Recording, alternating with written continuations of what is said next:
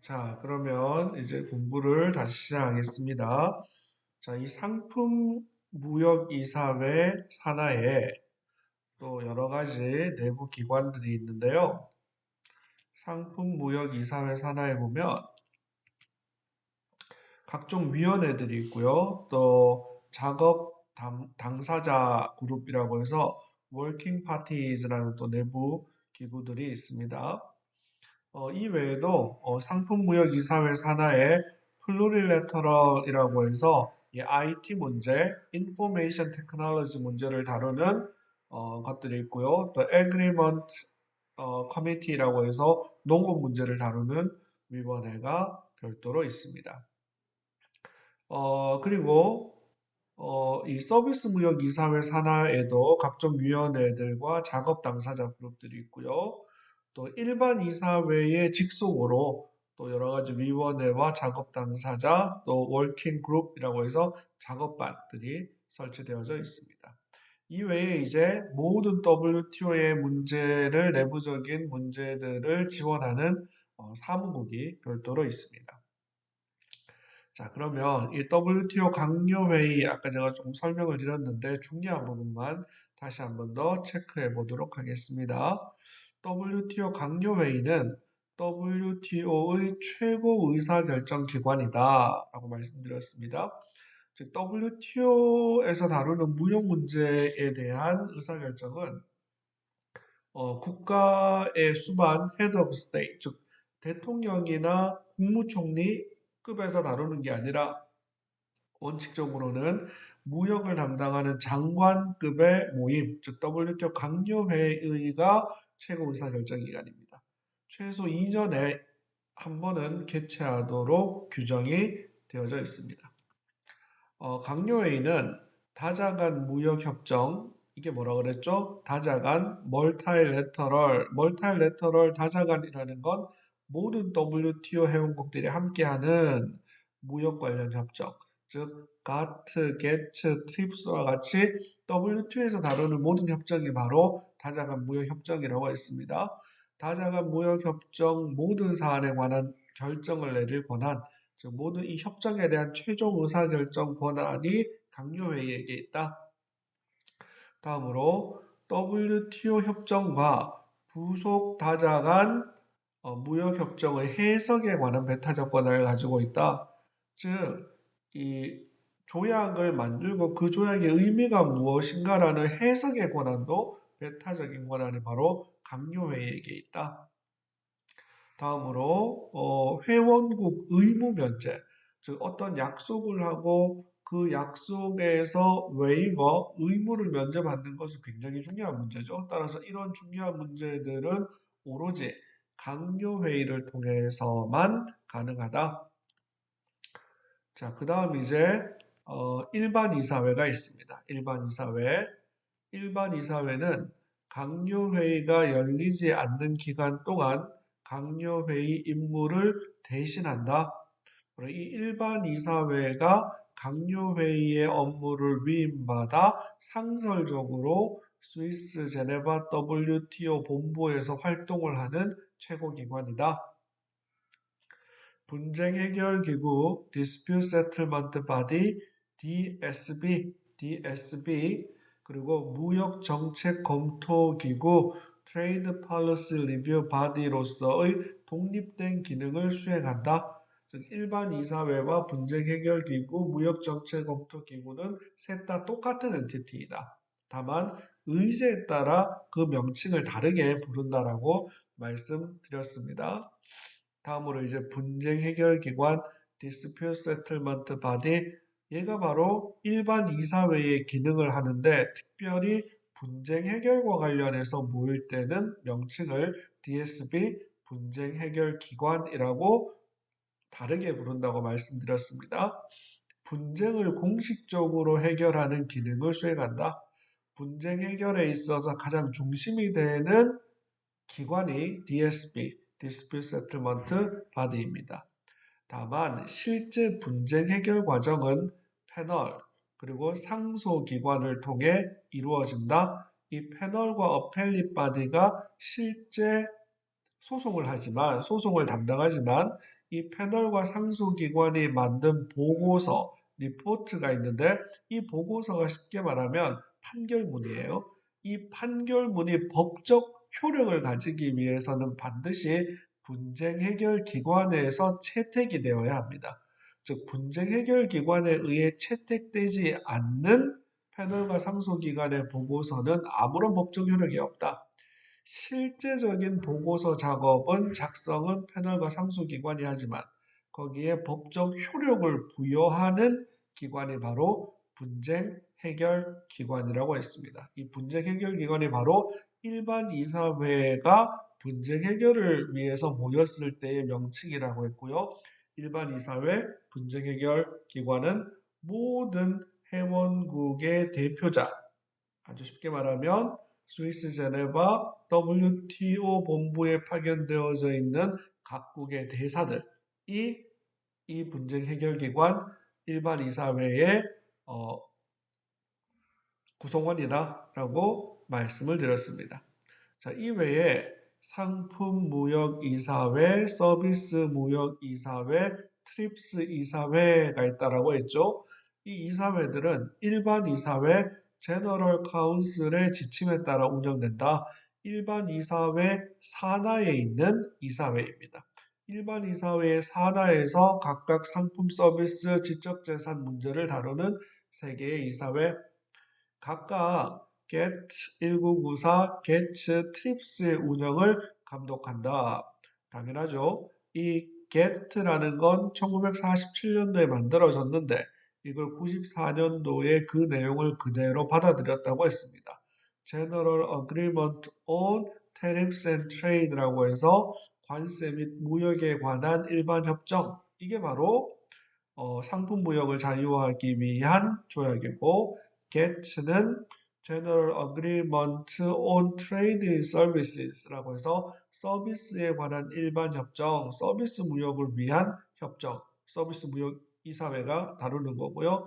TRIPS, 바로 무역 관련 지적 재산권을 지키기 위한 조약이 TRIPS 협정인데 이 TRIPS 문제를 다루는 이사회가 TRIPS 이사회라고 말씀드렸습니다. 자, 이제 WTO의 주요 기관 중에 또 우리가 의미 있게 봐야 되는 게 사무국입니다. WTO 사무국, WTO Secretariat이라는 게 있는데 1945년 게트와는 달리 WTO는 처음부터 사무국을 갖춘 국제기구로 출발했다. 이게 무슨 말이죠? 원래 1947년, 죄송합니다. 45년이 아니라 47년이죠. 1947 가트와는 달리 WTO는 처음부터 사무국을 갖춘 국제기구로 출발했다. 장초에 International Trade Organization ITO를 설립하려고 했고 ITO의 사무국이 있을 터인데 그게 실패로 돌아가게 되자 가트를 잠정적으로 적용하기로 했고 이 가트는 원래 국제기구가 아니기 때문에 사무국이 있을 수가 없는데 이후에 관행적으로 잠정 적용 의정서에 의해 가트 사무국을 만든 것뿐이다 라고 말씀드렸습니다. 강요회의는 사무국의 책임자인 사무총장, 다이렉터 제너럴의 임명, 권한, 임기 등을 결정한다. 즉 가장 중요한 의사결정은 강요회의에서 한다고 말씀드렸습니다. 그럼 참고로 WTO 사무총장과 비교해 볼 만한 대상이 UN 사무총장입니다. 재밌는 건 UN 사무총장은 영어로 Secretary General이라는 표현을 씁니다. Secretary General.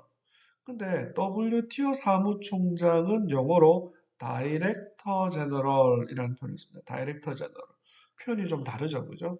참고로 일본에서는 한자어로 UN 사무총장을 사무총장이라고 번역하고 이 다이렉터 제너럴을 WTO 사무국장이라는 말로 좀 다르게 번역하기도 합니다.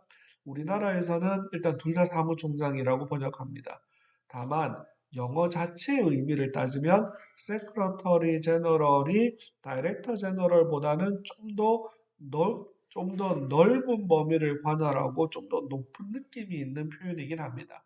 여하튼 우리나라에서는 둘 다 사무총장으로 번역하는데 영어로는 UN Secretary General과 WTO Director General이라고 해서 표현 자체가 다릅니다.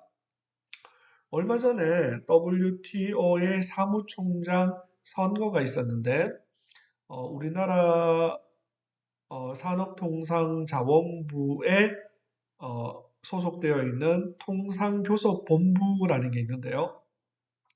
이 통상교섭본부가 외교부에 있다가 지금은 산업통상자원부로 이 부서 이전이 되었는데 이 통상교섭본부장은 국내적으로는 장관이 아니에요. 장관이 아니라 차관에 준하는 대우를 해주는데 특이하게 국내법상으로는 장관이 아닌데 이 대외적으로는 통상교섭본부장을 영어로 트레이드 미니스터라고 해서 통상장관, 무역장관이라는 미니스터라는 표현을 써줍니다. 여하튼 통상교섭본부장이신 유명희 통상교섭본부장께서 WTO 사무총장에 도전을 했죠. 도전을 했는데 결국 당선에 실패하셨습니다. 그리고는 2021년 올해 3월 1일자로 나이제리아 출신의 오콘조 아이벨라, 발음이 좀 어렵죠. 근데 이제 이분 이름을 오콘저 아이벨라라고 흔히 읽습니다.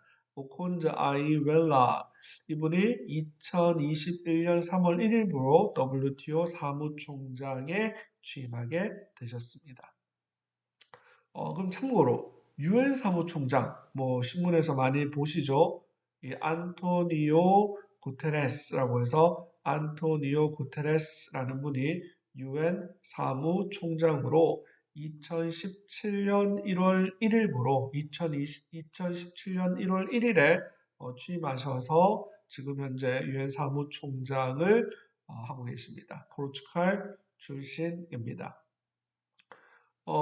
우리나라가 지난번에도 한번 말씀드린 것처럼 국제사회에 가장 큰 혜택을 본 국가 중에 하나라고 했죠. 우리나라가 가트 체제에 뛰어들었던 1967년, 67년에 우리나라 1인당 GDP가 거의 86달러 플러스 마이너스 정도 되는 아주 가난한 아프리카의 웬만한 국가들보다 더 가난한 상태였는데 가트 체제에 뛰어들고 즉 자유무역 질서에 뛰어들고 이 무역을 적극적으로 경제 개발을 함으로써 현재는 세계 10위권의 경제 규모를 가지게 되었다라고 말씀드렸습니다.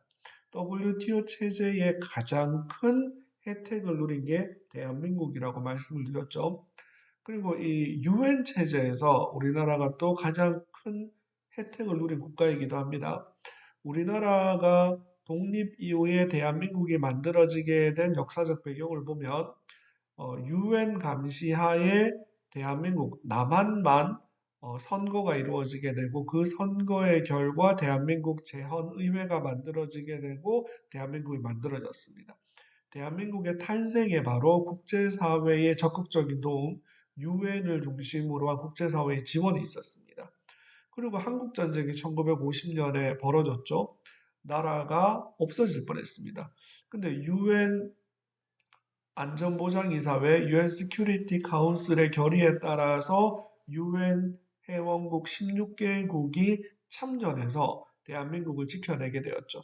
그러니까 대한민국은 UN 때문에 만들어졌고 없어질 뻔한 국가를 UN 안전보장이사회의 결의로 살려냈는데 그때만 해도 유엔에 대한민국은 참여를 하지 못했습니다. 왜냐하면 이 냉전 체제라는 갈등 때문에 대한민국의 가입을 소련을 비롯한 공산권이 반대를 했었고 또 북한의 유엔 가입을 자유진영이 반대를 해서 남한과 북한 모두 다 유엔 회원국이 될 수 없었는데 결국 1989년 베를린 장벽이 무너지고 동유럽 공산국가들이 무너지는 냉전의 해체의 상징적인 해인 1989년이 되어서야 대한민국과 북한이 유엔에 동시 가입할 수 있었습니다.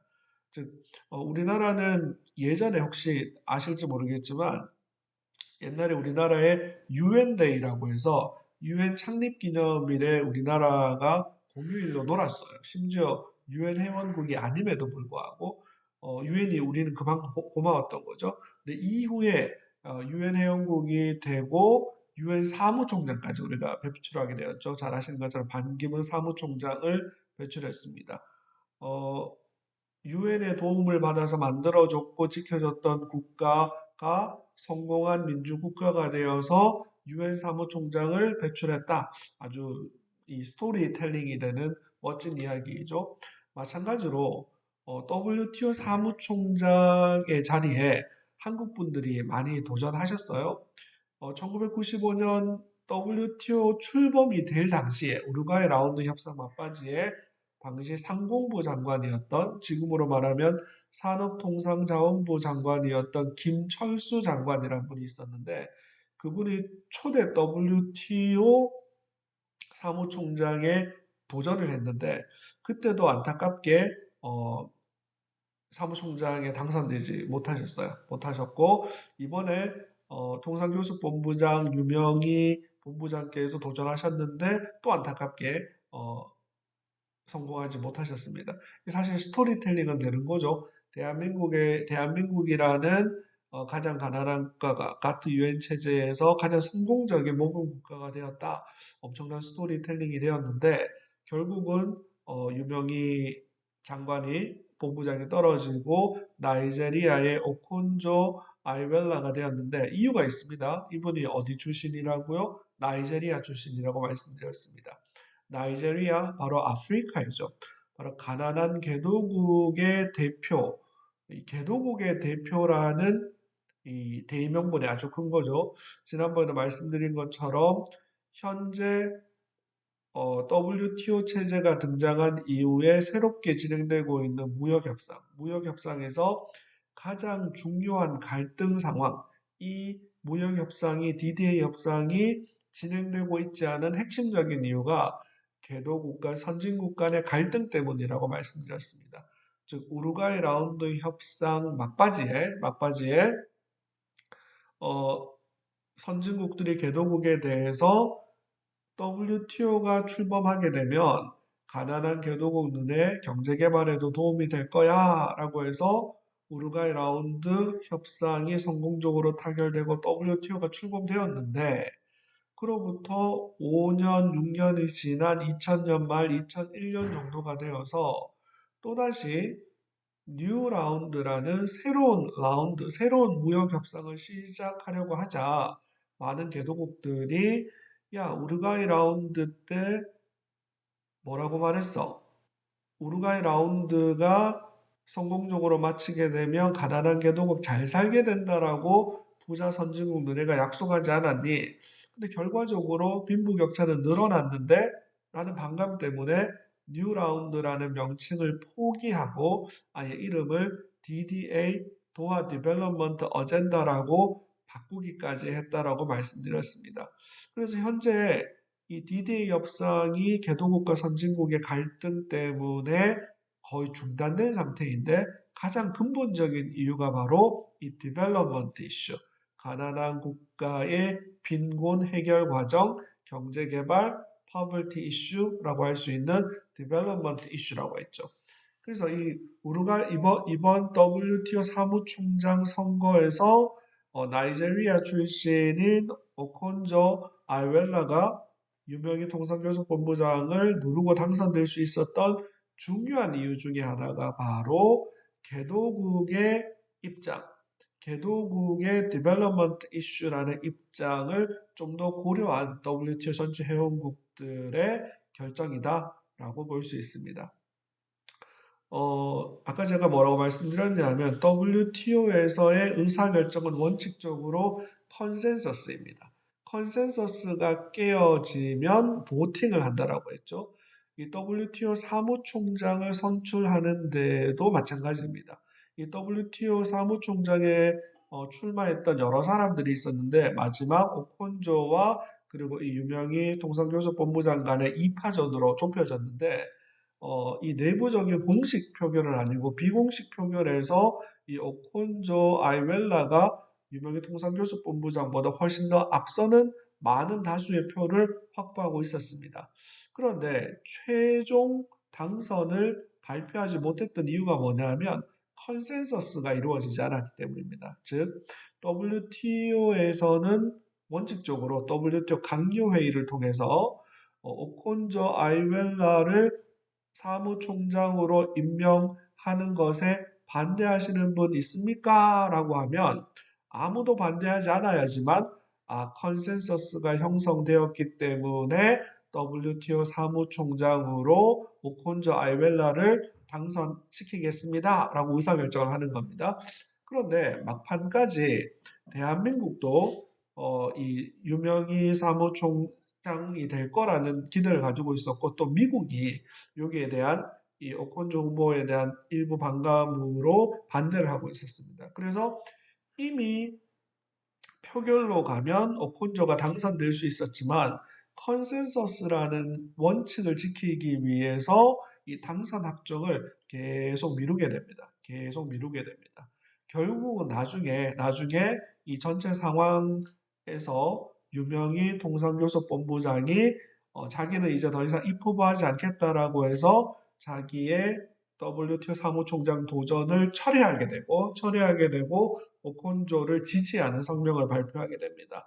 이렇게 되자 이제 WTO 전체에서 이번 사무총장은 나이제리아 출신 오콘조 아이웰라를 사무총장으로 당선시키는 것에 총의가 형성되었으니 이제 당선되었습니다. 라는 의사결정을 한 겁니다. 그래서 이 굉장히 몇 달 동안 오랜 시간이 걸렸던 이유 중에 하나도 우리가 오늘 배운 이 WTO의 독특한 의사결정 방법인 컨센서스라는 것이 영향을 미쳤다라고 볼 수 있겠죠. 여하튼 이제 오콘조 아이웰라가 당선이 되었고 지난 3월 1일자로 공식적인 업무를 수행 중입니다. 자, 그러면 이제 오늘 배운 내용을 한번 정리해 보도록 하겠습니다. 랩업 해 보도록 하겠습니다. 오늘 우리가 배운 내용은 바로 WTO의 특성 두 번째입니다. 우리 지난 시간에 배웠던 게 WTO의 특성 첫 번째로 무엇을 배웠었죠? 바로 법, 실체 규범으로서의 WTO, 국제사회의 무역 문제를 규율하는 실체 규범으로서의 WTO. 두 번째가 바로 WTO를 중심으로 진행되는 자유무역 협상 포럼으로서의 WTO. 그리고 오늘 우리가 배운 게 바로 국제기구 International Organization, 국제기구로서의 WTO에 대해서 배웠습니다. 오늘 우리가 크게 세 가지를 배웠습니다. 세 가지. 첫 번째는 국제기구 International Organization이 무엇인가? 이걸 이해하려면 먼저 국제법의 주체, 국제사회의 행위자가 무슨 말인지를 알아야 된다. 국제사회의 행위자, 국제법의 주체는 원칙적으로 네이션 스테이트, 국가이다. 다만 국가들의 대표자, 정부의 대표자들이 모여서 만들어진 국제기구 Intergovernmental Organization, IGO, 줄여서 IO International Organization이라는 국제기구는 그 국제기구가 맡은 특별한 기능이 있는데, 펑션이 있는데, WTO의 경우에는 무역이라는 기능을 부여받았죠. 그 기능이라는 범위 내에서는 일정 부분 국제법상 주체로서의 권리를 인정받는다. 그래 그걸 국제법상 법인격 (legal personality를) 가진다라고 했습니다. 이런 국제법상 법인격을 특정 기능 범위 내에서는 인정받아서 그 범위 내에서는 마치 국가와 같이 privilege, 특권과 immunity, 면제권을 누린다라고 말씀드렸습니다. 그리고 국제기구인 WTO가 위치하고 있는 스위스 제네바 정부와 헤드쿼터 어그리먼트라고 해서 본부 협정을 체결하는 국제법상 권리를 인정받는다라고 했습니다. 두 번째로 WTO의 목적 회원국 의사결정 방법에 대해서 배웠습니다. WTO의 목적은 가트 체제에서부터 지금의 WTO까지 첫 번째는 경제적인 목적이 있다라고 했죠. 경제적으로 모두가 잘 살게 되기, 경제적으로 더 나은 상황 만들기. 근데 특이하게 가트 체제에는 없었는데 WTO 체제에 들어오게 된 새로운 목적이 바로 환경을 보존하고 보호하는 거다. 이 환경을 보존하고 보호함으로써 지속 가능한 개발, Sustainable Development라는 목적을 추구한다. 여기에 더해서 가난한 개도국들의 경제 상황을 또한 고려하고 그들의 디벨롭먼트 이슈를 보호해준다. 그래서 이 WTO 체제에서 유명한 개념 중에 하나가 SDT라는 Special and Differential Treatment라는 개도국에 대해서는 특별하고도 차등적인 대우의 원칙을 해주자라는 개념이 등장했다고 했습니다. 다음으로 WTO 회원국은 원래 회원국 오리지널 멤버가 있고, 즉 가트 1947의 당사국이며 제약국이며 우루과이 라운드 협상에 참여해서 WTO 협정에 서명한 원회원국 오리지널 멤버가 있고, 이후에 가입 절차를 통해 가입한 추가 국가들이 있다. 그리고 WTO의 멤버 회원국이 되는 자격 요건은 국가이거나 혹은 국가는 아닌데 독립된 관세 정책을 펴는 독립관세 영역이거나, 그리고 WTO의 이 의사결정은 원칙적으로 컨센서스, 즉 총의에 따라서 의사결정을 한다고 했습니다. 총의라는 것은 적극적이고 명시적인 반대가 없는 경우. 자, 반대 있습니까? 아무도 반대가 없네요. 따라서 총의가 이루어졌습니다. 이게 총의라고 했죠. 적극적인 반대가 없을 경우에 만들어지는 게 총의다. WTO는 총의를 기본 원칙으로 의사결정을 한다. 근데 예외적으로 보팅, 표결을 한다고 했습니다. 즉, 총의가 깨어진 경우, 반대하는 국가 있습니까? 저 반대합니다. 반대가 하나라도 나오면 총의는 깨어지고 이 경우에 다수결을 한다. 다만 원칙적으로 simple majority 단순 다수결, 제적 과반의 이상의 참여 국가 중 회원국 중 과반 이상의 찬성. 근데 예외적으로 중요한 안건에 대해서는 3분의 2, 4분의 3 가중치를 둬서 다수결을 하기도 한다. 다음 세 번째로 WTO 주요 기관에 대해서 배웠습니다. WTO에서 가장 높은 기관, 최고 의사결정 기관은 바로 Ministerial Conference 강요회의라고 말씀드렸습니다. 각국의 무역 담당 장관들이 모인 회의체인데 상시적으로 모일 수 없기 때문에 WTO 강요회의는 최소 2년에 한 번 모이도록 규정되어져 있다. 이 Ministerial Conference 강요회의를 대신해서 스위스 제네바 WTO 본부에서 상시적인 업무를 담당하는 강요회의의 임무를 위임받은 기관이 바로 제너럴 카운슬 일반 이사회라고 했습니다.